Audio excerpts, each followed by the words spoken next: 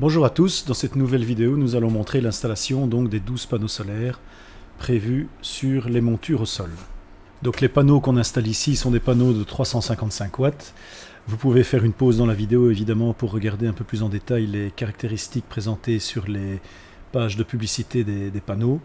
Ce sont des panneaux qui disposent d'un très bon rapport puissance-prix, qui sont relativement peu chers et très efficaces puisqu'ils sont prévus pour fonctionner même par temps de faible luminosité, et donc permettent en principe, même par temps nuageux, par temps pluvieux, de générer quand même un minimum de watts.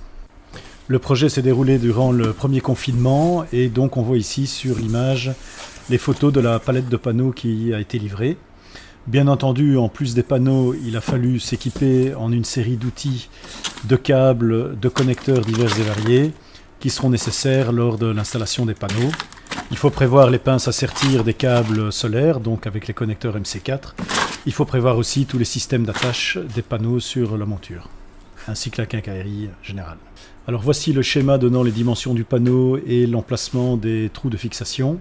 En théorie, ces panneaux peuvent se fixer donc soit avec les trous de fixation au moyen de vis, soit se fixer au moyen de clamps, comme on appelle ça en anglais. Ce sont donc des pièces d'aluminium qui vont venir s'intercaler entre deux panneaux et vont venir se visser en dehors du panneau solaire sur la monture sous-jacente.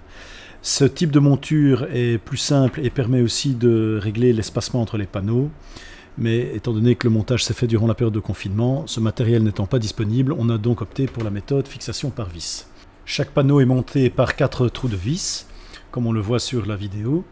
Le défi ou la difficulté, c'est évidemment de bien aligner chaque panneau dans le sens vertical, ils seront montés en mode portrait, mais aussi de bien les aligner les uns par rapport aux autres. On garde notamment un espacement de 1 à quelques centimètres entre chaque panneau.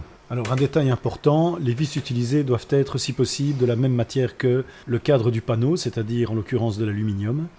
Et ça pour éviter un effet de corrosion galvanique qui se produit lorsque l'on va mettre en contact deux métaux de nature différente. À défaut de trouver des boulons et des écrous en aluminium, j'ai donc utilisé des rondelles en plastique pour isoler les têtes de boulons du cadre en aluminium.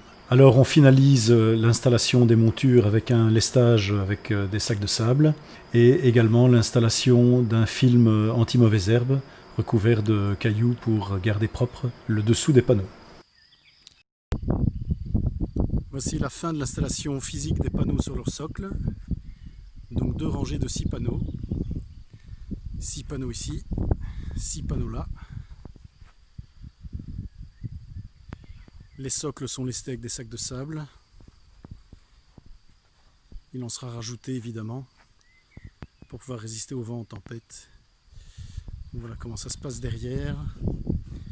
Le câblage, toute la partie électrique doit évidemment encore être réalisé. La deuxième rangée de panneaux. Donc voilà ce que ça donne. Alors une fois les panneaux installés sur les montures, il faut s'attaquer au câblage de ces panneaux vers le local technique qui comprendra l'onduleur et les batteries. Donc pour cela, malheureusement, il est nécessaire de creuser une tranchée dont la longueur dépend évidemment de la distance entre les panneaux et le local technique. En l'occurrence ici, dans le cas présent, il s'agit d'une tranchée qui doit faire à peu près 50 mètres, qui va rejoindre les 2 rangées de panneaux jusqu'au garage dans lequel se situe le matériel technique. La tranchée devra contenir 9 câbles. Il s'agit de 8 câbles pour le positif et le négatif de chaque groupe de 3 panneaux. Donc on aura 4 groupes de 3 panneaux en série. Ça fait donc 4 fois 2 câbles, 8 câbles, plus un 9e câble pour la masse.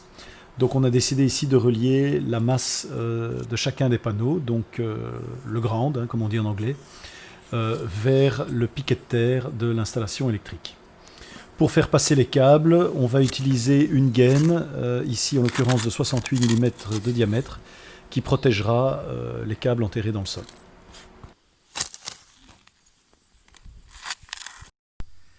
Voilà la tranchée qui commence, avec Georges qui m'aide quand il peut. Donc voilà une tranchée d'à peu près 20 mètres, il me reste 30 mètres à faire. Ça va partir là, ça va longer là, jusqu'au fond. Alors voici le résultat avec la gaine semi-enterrée. On protège aussi le passage des câbles des panneaux avec des tubes de PVC jusqu'à la gaine, le plus possible, hein, et on va bourrer les gaines avec de la mousse polyuréthane pour éviter que les rongeurs et autres bestioles s'infiltrent dans les tuyaux, évidemment, et bouffent les câbles. Donc là, on voit le raccord des gaines et le passage sous les sacs de sable au travers du tube de PVC jusqu'au panneau. Les câbles sous les panneaux solaires seront sertis de connecteurs MC4 à la bonne longueur, de manière à ce qu'il y ait juste la longueur nécessaire pour rejoindre chacun des groupes de 3 panneaux, donc avec les 2 polarités, hein, les fils plus, les fils moins. Tout cela se fera avec du sertissage sur mesure de connecteurs MC4. Chaque câble est bien sûr numéroté et répertorié pour éviter de commettre des impairs et des mauvaises connexions, bien entendu. Le câble de masse relie aussi les 2 groupes de panneaux et ira jusqu'au local technique rejoindre le piquet de terre. Donc là on voit le tube semi-enterré, recouvert déjà partiellement de mottes de terre jusqu'au garage.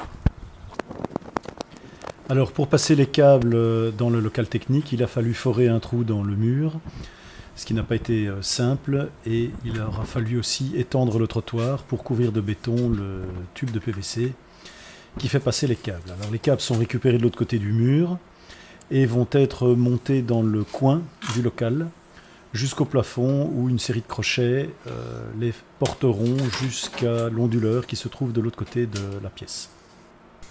Alors pour le câblage du fil de masse, on est malheureusement obligé de gratter l'anodisation du cadre d'aluminium des panneaux afin de pouvoir avoir un contact franc avec le câble que l'on va venir fixer sur chacun des panneaux.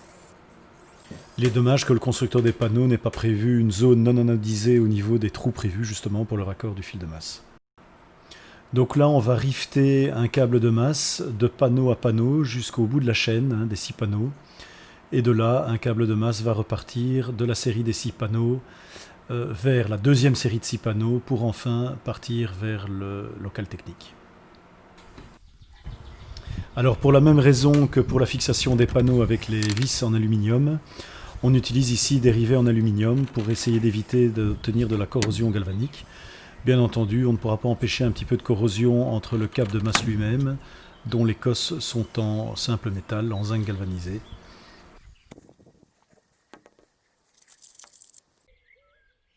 Voici qui clôture cette vidéo sur l'installation physique des panneaux sur leur monture et le câblage dans le sol jusqu'au local technique. Dans la prochaine vidéo, on s'attaquera à l'installation électrique. Merci, à bientôt.